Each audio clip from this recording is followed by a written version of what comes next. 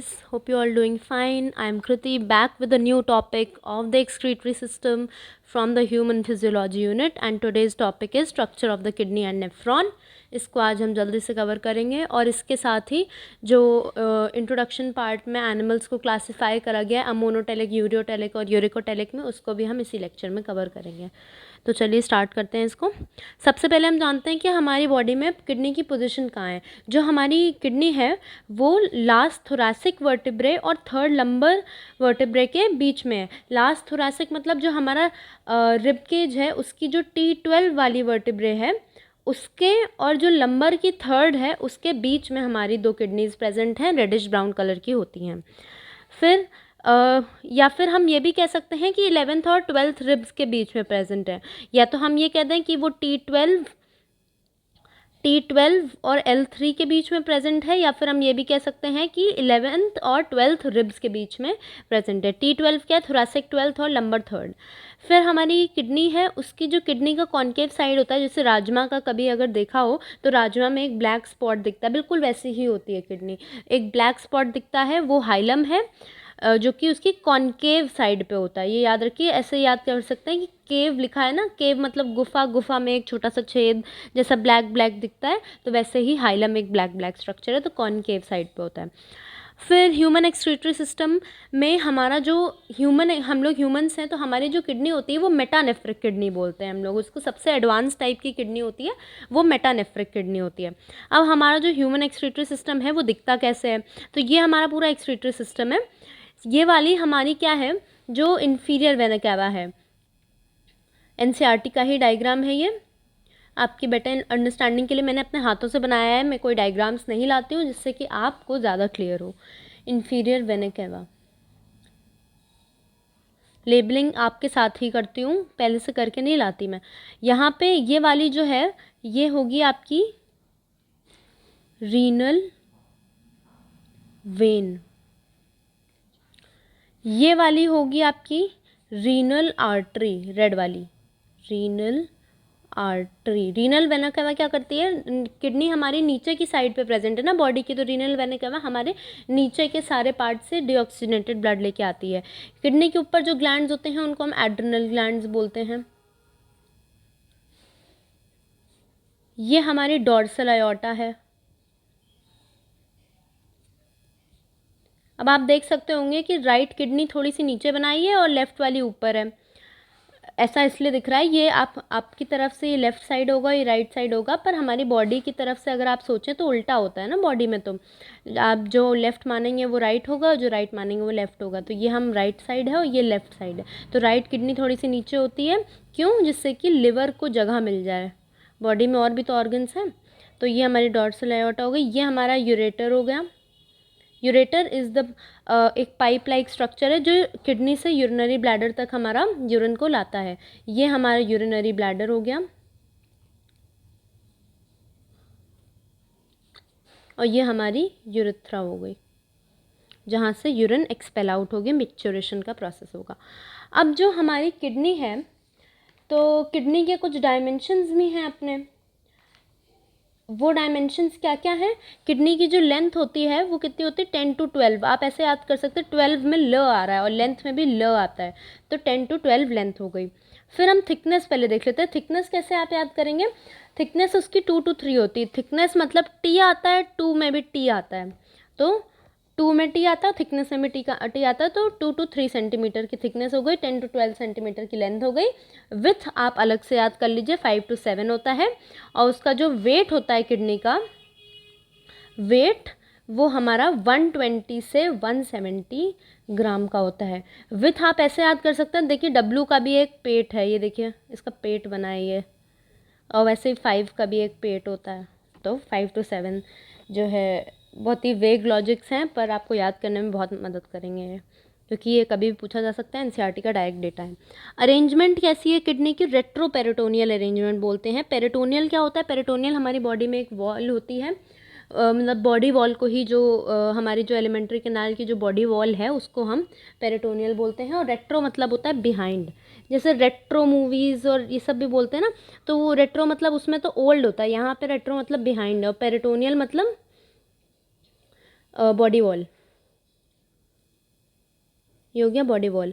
अब जो किडनी है ये हमारी यहाँ पे, ये हमारी रेड कलर की किडनी है। अब किडनी के एक वाइटल ऑर्गन है, तो उसको प्रोटेक्ट करने के लिए भी उसके चारों ओर बहुत सारी लेयर्स होंगी ना, तो उन लेयर्स को क्या क्या बोलते हैं? ये वाली जो हमारी बाहर वाली लेयर है उसको हम बोलेंगे, सबसे पहले हमारी अंदर की साइड पे तो किडनी है, किडनी की आउटर लेयर को रीनल कैप्सूल बोलते हैं। ये जो किडनी की आउटर लेयर है उसको रीनल कैप्सूल बोलते हैं।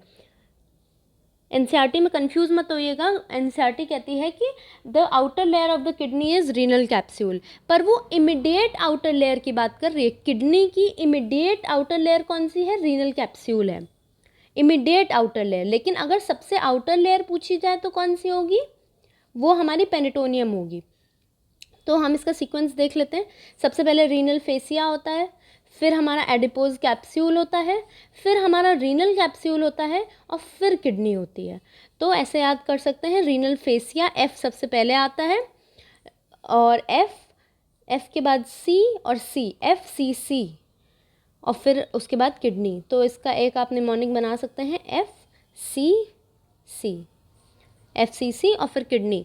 Immediate outer layer of the kidney is renal capsule.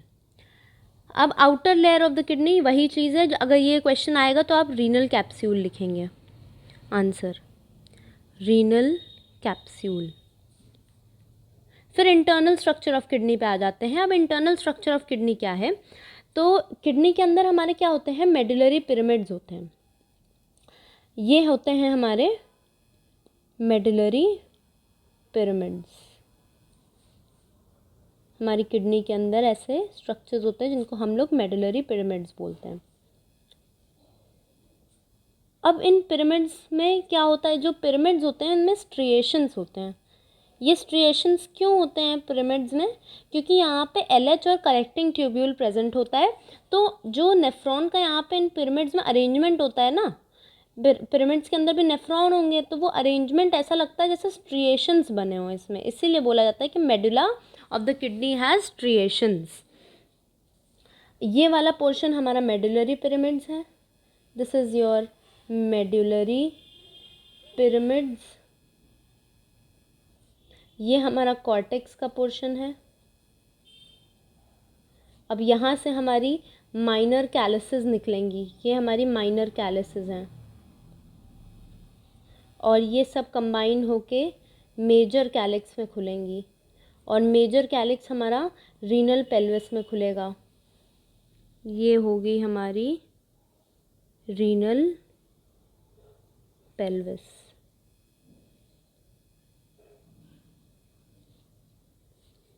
तो ये वाली हमारी क्या है?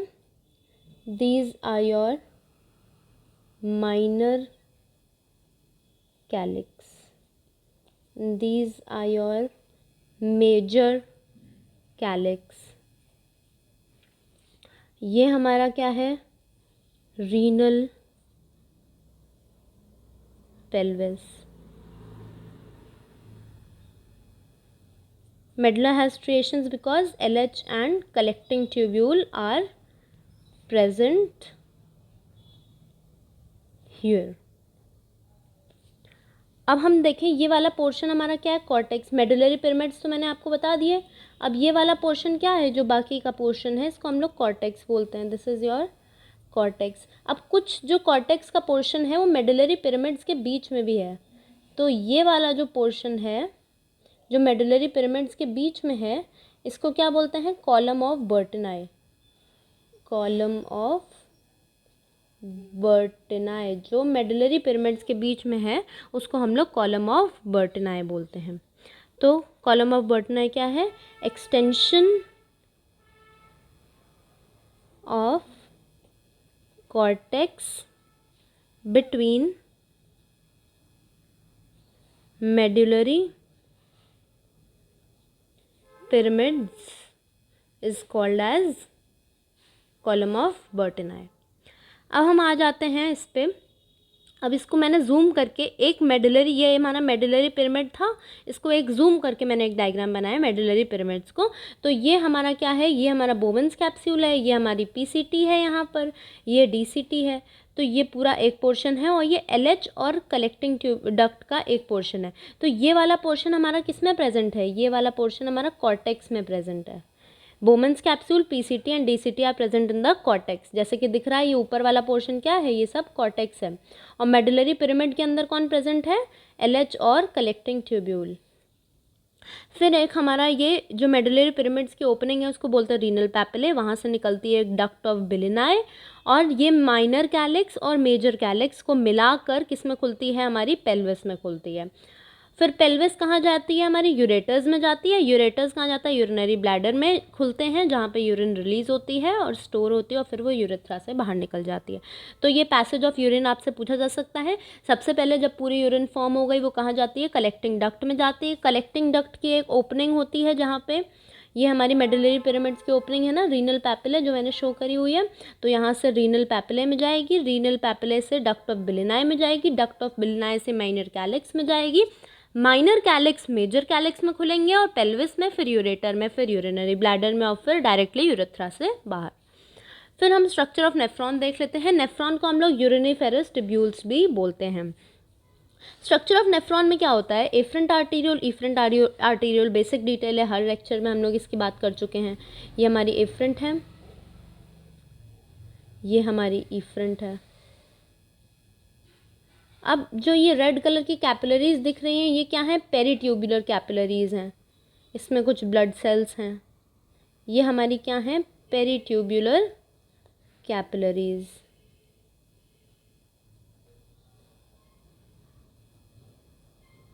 अब हमारी ये पेरीट्यूबुलर कैपिलरीज हैं, ये वाला पोर्शन हमारा क्या है, ग्लोमेरुलस है।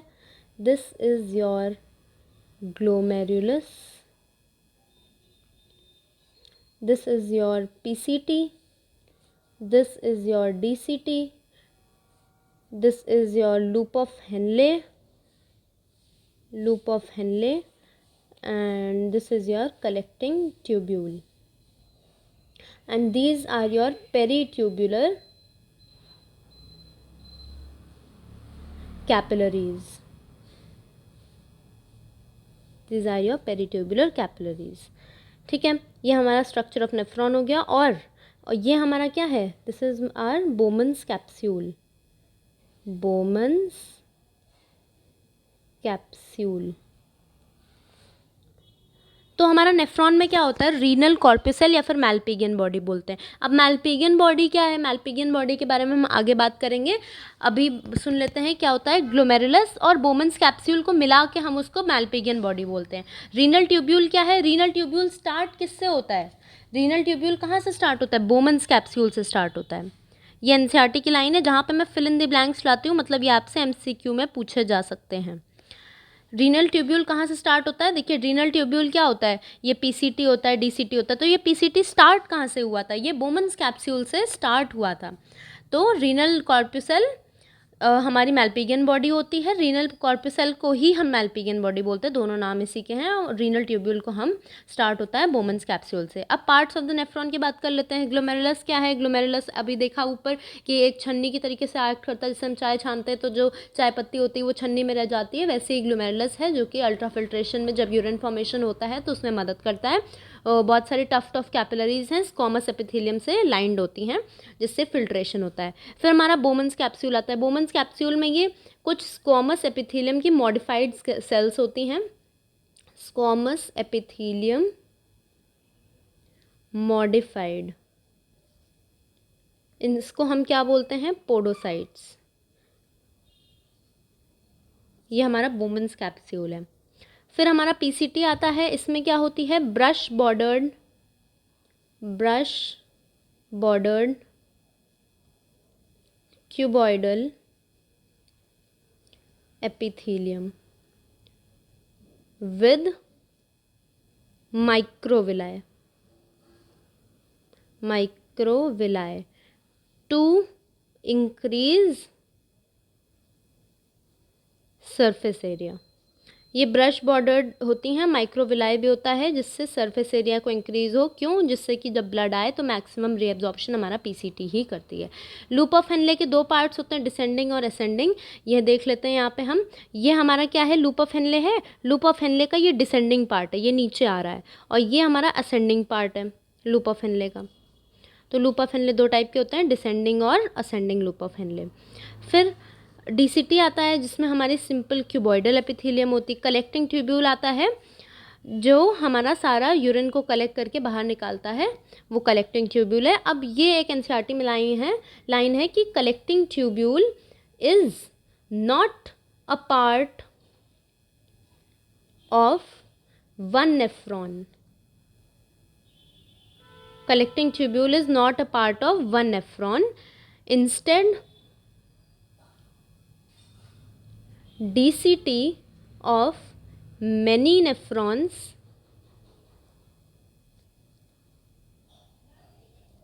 open here. Collecting tubule जो है वो हमारा कोई एक नेफ्रॉन का पार्ट नहीं है। जैसे हमने यहाँ पे नेफ्रॉन एक दिखाया था, यहाँ पे हमने एक नेफ्रॉन दिखाया था, तो हमने इसका कलेक्टिंग ट्यूब्यूल ये तो हमने डायग्राम में रिप्रेजेंट करा। जब असलियत में हमारी बॉडी में एक किडनी में 1 मिलियन नेफ्रॉन्स होते हैं, तो क्या होता है, जैसे एक ये नेफ्रॉन है, पहला नेफ्रॉन, दूसरा नेफ्रॉन, तीसरा नेफ्रॉन, तो तीनों नेफ्रॉन का जो ये डीसीटी वाला पार्ट है सब जाके कलेक्टिंग ट्यूब्यूल में खुलते हैं। देखिए तीनों का डीसीटी जो है कलेक्टिंग ट्यूब्यूल में खुल रहा है। तो collecting tubule is not a part of one nephron, instead many DCTs open into the collecting tubule. अब हम आते हैं कॉलम ऑफ बेलेनाए पे। कॉलम ऑफ बेलेनाए क्या है, collection of collecting ducts opening into renal pelvis. ये मैंने अभी आपको ऊपर डायग्राम में दिखाया था जो हमारा कॉलम ऑफ बेलेनाए था। एक बार फिर से देख लेते हैं। ये हमारा कॉलम ऑफ बेलेनाए है, ये डक्ट ऑफ बेलेनाए, इसी को कॉलम ऑफ बेलेनाए भी बोल देते हैं। तो यहाँ पे क्या होता है कि बहुत सारी जो डक्ट्स होती हैं सब जाके यहाँ पे खुलती हैं पेल्विस में। पेरीट्यूबुलर कैपिलरीज, वही जो रेड कलर की कैपिलरीज थी, network of capillaries around PCT and DCT. वासा रेक्टा क्या होता है, network of capillaries around loop of Henle होता है। पेरीट्यूबुलर कैपिलरीज किसके अराउंड होती हैं, डीसीटी और पीसीटी के। इंपॉर्टेंट क्वेश्चन, पेरीट्यूबुलर कैपिलरीज किसके अराउंड होती हैं, डीसीटी और पीसीटी के, और वासा रेक्टा किसके अराउंड होता है, लूप ऑफ हेनले के। फिर आता है मैल्पिगियन बॉडी। अभी मैंने आपको ऊपर बताया, मैल्पिगियन बॉडी को एक बार और समझ लेते हैं कि हमारा जो ग्लोमेरुलस है और बोमन्स कैप्सूल है, दोनों को मिला के हम उसको मैल्पिगियन बॉडी बोलते हैं। तो ये हमारा बोमन्स कैप्सूल है बाहर ब्लू कलर से, और ये हमारा क्या है, ग्लोमेरुलस। अब ग्लोमेरुलस के अंदर क्या है, टफ्ट ऑफ कैपिलरीज हैं, बहुत सारी देखिए ऐसे कैपिलरीज हैं ग्लोमेरुलस में। तो ये ग्लोमेरुलस, ये हो गया हमारा glomerulus, glomerulus plus Bowman's capsule plus Bowman's capsule is equal to Malpighian body. Outer wall क्या होती है, आउटर वॉल को हम लोग क्या बोलते हैं, पेराइटल वॉल, जिसमें हमारी क्या होती हैं, ग्लोमेरुलस लगा है। और इनर वॉल को क्या बोलते हैं, विसरल वॉल। इनर वॉल को क्या बोलते हैं, विसरल वॉल। विसरल वॉल में ही हमारी पोडोसाइट्स होती हैं, पोडोसाइट्स प्रेजेंट हियर। अब हमारा टाइप्स ऑफ नेफ्रॉन देख लेते हैं। टाइप्स ऑफ नेफ्रॉन क्या होते हैं, दो टाइप के नेफ्रॉन होता है, कॉर्टिकल और जक्स्ट्रामेडुलरी नेफ्रॉन। कॉर्टिकल नेफ्रॉन्स हमारी बॉडी में 85% होते हैं, जक्स्ट्रामेडुलरी 15% होते हैं। अब ये होते क्या हैं एक्चुअली में, तो ये देखिए हमारा रीनल मेडुला का एक पोर्शन है। कॉर्टिकल नेफ्रॉन्स वो होते हैं जिनका जो लूप ऑफ हेनले होता है वो बहुत लंबा नहीं होता है, ये देखिए ये हमारा कॉर्टिकल नेफ्रॉन है। और जक्स्ट्रामेडुलरी नेफ्रॉन क्या होता है, जिनका लूप ऑफ हेनले बहुत लंबा होता है और पूरा मेडुलरी पिरामिड के अंदर डीप तक जाता है। तो जो जक्स्ट्रामेडुलरी नेफ्रॉन्स होते हैं हमारे एक्टिव ड्यूरिंग इमरजेंसी होते हैं, हमारे बॉडी में कम होते हैं। कॉर्टिकल नेफ्रॉन्स 85% होते हैं। तो जो हमारा कॉर्टिकल नेफ्रॉन है उसमें क्या होता है कि loop of Henle is not much deep inside medulla. इसमें क्या होता है, loop of Henle is deep inside medulla. इसमें क्या होता है, वासा रेक्टा जो होती है हमारी हर नेफ्रॉन के बगल में, वासा रेक्टा इज एब्सेंट और रिड्यूस्ड। जक्स्टामेडुलरी में क्या होता है, वासा रेक्टा इज प्रेजेंट। जो हमारे कॉर्टिकल नेफ्रॉन्स हैं ये सिर्फ एक्सक्रीटरी इन फंक्शन होते हैं, क्यों, क्योंकि इनके पास वासा रेक्टा नहीं है। और जक्स्टामेडुलरी वाले क्या होते हैं, एक्सक्रीटरी प्लस ऑस्मो रेगुलेटरी भी होते हैं, क्योंकि इनके पास वासा रेक्टा है, ऑस्मो रेगुलेटरी। तो ये हमारे कॉर्टिकल वाले हो गए, कॉर्टिकल, और ये वाले हमारे जक्स्टामेडुलरी हो गए, ये हमारे जक्स्टामेडुलरी हो गए। फिर क्या होता है, ये ड्यू टू क्लोज प्रॉक्सिमिटी, अब नेफ्रॉन हमारी बॉडी में इतने सारे हैं, हमने तो अलग अलग दूर दूर मोटे मोटे डायग्राम्स बना दिए, पर बॉडी में तो सब कॉम्पैक्ट हैं, क्योंकि 1 मिलियन नेफ्रॉन्स हैं एक किडनी में। तो क्या होता है, डीसीटी और एफरेंट आर्टीरियल आपस में चिपक जाते हैं, वो एक क्लोज प्रॉक्सिमिटी में आते हैं, तो उनमें एक मॉडिफिकेशन हो जाता है। मॉडिफिकेशन से क्या होता है, जो डीसीटी की सेल्स हैं वो ज़्यादा कॉम्पैक्ट हो जाती हैं, उनको हम लोग क्या बोलते हैं, मैक्यूला डेंसा। ये सेल्स जो मॉडिफाई हो जाती हैं, क्यों, due to close proximity, proximity मतलब पास पास। और स्मूथ मसल फाइबर्स जो एफरेंट आर्टीरियल के होते हैं वो भी मॉडिफाई हो जाते हैं और जेजी सेल्स बन जाते हैं। दोनों को मिला के हम लोग क्या बोलते हैं, जेजीए, मतलब जेजी एपैरेटस, जेजी एपैरेटस। फिर यूरिनरी ब्लैडर आता है। यूरिनरी ब्लैडर ये हमारा ट्राइगोन शेप का होता है, इसका ये एपेक्स वाला पार्ट है, दिस इज़ योर एपेक्स। ये हमारी एनसीईआरटी में नहीं दिया हुआ है, इसका एपेक्स, ट्राइगोन, इसके पार्ट्स के बारे में इतना नहीं दिया हुआ है। Apex, trigon. नेक में 2 स्फिंक्टर होते हैं, एक एक्सटर्नल स्फिंक्टर होता है, एक इंटरनल होता है। इंटरनल वाला जो होता है वो इनवॉलेंट्री होता है, इन फॉर इनवॉलेंट्री, और जो एक्सटर्नल वाला होता है वो वॉलेंट्री होता है। जब हमें यूरिन का रिस्पॉन्स मिलता है तो हमें ये लगता है ना कि अब हमें वॉशरूम जाना है, तो वो क्या है, वो एक्सटर्नल हमारा खुद का मन होता है, हम खुद चल के जाते हैं, हमारा सीएनएस हमें सिग्नल देता है। और इंटरनल क्या होता है, जब वो खुद खुलता है तो 2 स्फिंक्टर्स होते हैं, एक इंटरनल और एक एक्सटर्नल। अब urinary bladder has smooth muscles. Urinary bladder की कुछ स्मूथ मसल्स होती हैं जो कि कॉन्ट्रैक्ट करती हैं, तब जाके यूरिन रिलीज होती है यूरेथ्रा के थ्रू। उन स्मूथ मसल्स को क्या बोलते हैं, detrusor muscles, detrusor muscles. Ureters होते हैं जो कि 25 to 30 सेंटीमीटर के होते हैं, और वो क्या करते हैं, यूरिन को कैरी करते हैं। फिर हमारा यूरेथ्रा आ जाता है, मेल और फीमेल। मेल में यूरेथ्रा 20 सेंटीमीटर लॉन्ग होती है, फीमेल की यूरेथ्रा बहुत शॉर्ट होती है, 2 to 4 सेंटीमीटर होती है। मेल में सीमन भी कैरी करती है यूरेथ्रा ही, और यूरिन भी कैरी करती है। फीमेल में ओनली यूरिन कैरी करती है, क्यों, क्योंकि फीमेल्स के पास सेपरेट ओपनिंग्स होती हैं बाकी चीज़ों के लिए। एंड फिर हमारा पैसेज ऑफ ब्लड आता है। पैसेज ऑफ ब्लड अभी ऊपर बताया था, नेफ्रॉन में जब रीनल आर्टरी की एक ब्रांच होती है एफरेंट आर्टीरियल, वो ब्लड लेके आती है, वो ग्लोमेरुलस में जाता है, ग्लोमेरुलस के बाद वो इफ्रंट आर्टीरियल में जाता है, इफ्रंट आर्टीरियल से वो पेरीट्यूबुलर कैपिलरीज में जाता है। पेरीट्यूबुलर कैपिलरीज फिर से रिवाइज करते हैं कहाँ पर होती हैं, पीसीटी और डीसीटी में के प्रॉक्सिमिटी में होती हैं, और वासा रेक्टा किसकी प्रॉक्सिमिटी में होता है, लूप ऑफ हेनले की प्रॉक्सिमिटी में होता है। फिर पेरीट्यूबुलर कैपिलरीज से हमारा वासा रेक्टा तक जाता है, वासा रेक्टा से रीनल वेन्यूल पे जाता है, और रीनल वेन्यूल से रीनल वेन में जाता है, और वेन में जाके वो इन्फीरियर वेन कैवा से मिल जाएगा, और फिर वो हार्ट के पास प्योरीफाई होने के लिए ब्लड चला जाएगा। अब ये एनसीईआरटी का स्टार्टिंग का पोर्शन है, थोड़ा सा इसको डिस्कस कर लेते हैं। Category of animals on the basis of the waste products. Ammonotelic होते हैं, यूरियोटेलिक होते हैं, यूरिकोटेलिक होते हैं। अमोनोटेलिक एनिमल्स क्या होते हैं, जो अमोनिया रिलीज करते हैं।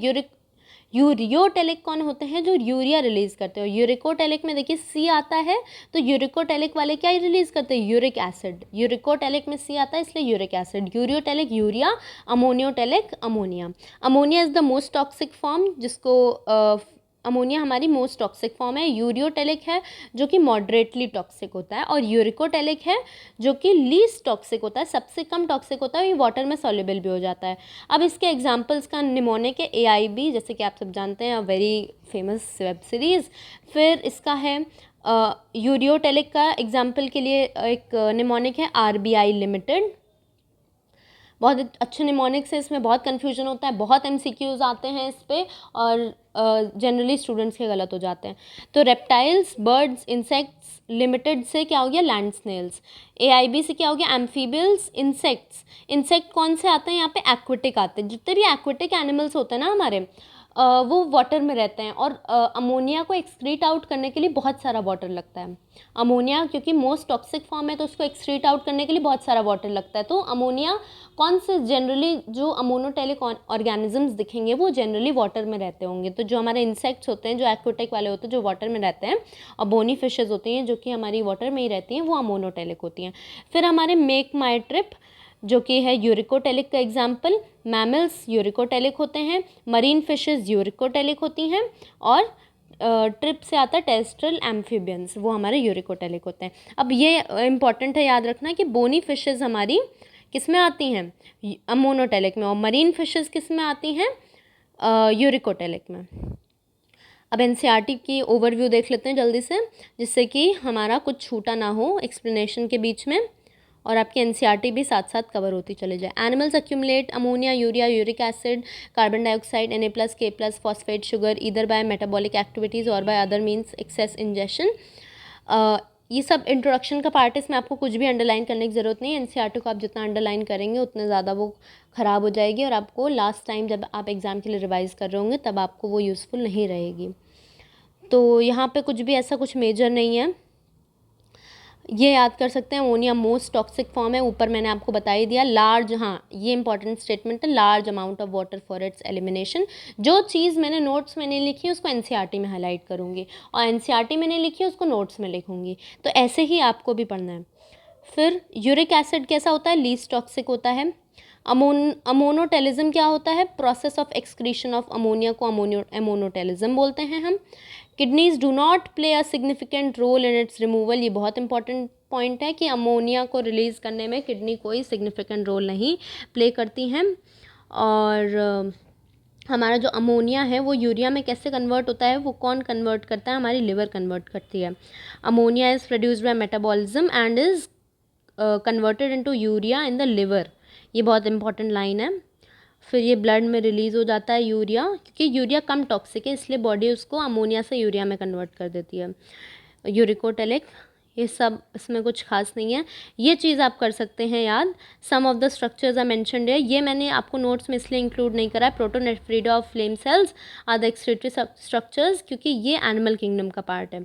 इसको यहाँ याद करेंगे तो कन्फ्यूजन होगा, तो जब हम एनिमल किंगडम कवर करेंगे तब आप इसको याद कर लीजिएगा, अभी इसको पढ़ लीजिए। Protonephridia primarily concern with the ionic and fluid volume regulation, that is osmoregulation. Nephridia tubular structure होते हैं, अर्थ फॉर्म में प्रेजेंट होते हैं। Nephridia help to remove nitrogenous waste होता है, मेंटेन अ फ्लूइड और आयनिक बैलेंस होता है। मालपिगियन ट्यूब्यूल जो होता है वो कॉकरोचेज में पाया जाता है, और एंटेनल ग्लैंड्स जो होते हैं वो क्रस्टेशियंस लाइक प्रॉन्स में पाए जाते हैं। ह्यूमन एक्सक्रीटरी सिस्टम, ये सब हमने पढ़ ही लिया। रेडिश ब्राउन होती है, बीन शेप्ड की होती है, थोरैसिक और लंबर वर्टिब्रे के क्लोज होती है, डॉर्सल इनर वॉल पे प्रेजेंट होती है, important line, dorsal inner wall पे प्रेजेंट होती है। डायमेंशंस हमने पढ़ ही लिए हैं इसके। नॉच होता है जिसको हाइलम बोलते हैं, ब्रॉड फनल होता है, प्रोजेक्शंस होते हैं, कैलिसेस होते हैं, माइनर कैलिक्स और मेजर कैलिक्स पढ़े थे वही हैं ये। फिर 2 जोन्स होता है, आउटर और इनर मेडुला होता है। ईच किडनी में 1 मिलियन नेफ्रॉन होते हैं, ये याद करना इंपॉर्टेंट है, MCQ में पूछा जा सकता है, डायरेक्ट डेटा है NCERT का। रीनल ट्यूब्यूल कहाँ से बिगिन होता है, double walled structure like Bowman's capsule, अभी फिल इन द ब्लैंक्स में ऊपर बताया था मैंने। फिर इसमें भी कुछ ऐसा इंपॉर्टेंट नहीं है आपका, convert into renal pelvis. Henle is too short and extends only to a little medulla, ये किसकी बात हो रही है, कॉर्टिकल नेफ्रॉन्स की बात हो रही है। 2 टाइप के नेफ्रॉन की बात हो गई। पेरिट्यूबुलर कैपिलरीज हैं, a minute vessel of network runs parallel to the U shape of vasa recta, ये वासा रेक्टा है जो कि यू शेप की होती है और हाईली रिड्यूस होती है कॉर्टिकल नेफ्रॉन्स में। So this is all for this topic, hope you like it, do subscribe to the channel. सारे वीडियोस बहुत ही क्रिस्प फॉर्मेट में आप तक पहुँचेंगे, और फिर एक बड़ा सरप्राइज़ भी आ रहा है जो है आपका 1 shot of this excretory system. जितना उसको कंसाइज करा जा सकता है उतना कंसाइज करके आपको रिविजन फास्ट से फास्ट हो वैसे दिया जाएगा। Thank you.